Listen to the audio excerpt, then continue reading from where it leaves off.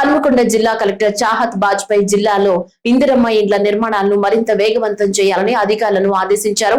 జిల్లా కలెక్టరేట్ లో గృహ నిర్మాణ శాఖ అధికారులు, ఎంపీడీఓలు, మున్సిపల్ అధికారులతో కలెక్టర్ ఇందిరమ్మ ఇండ్ల పురోగతిపై సమీక్షా సమావేశం నిర్వహించారు.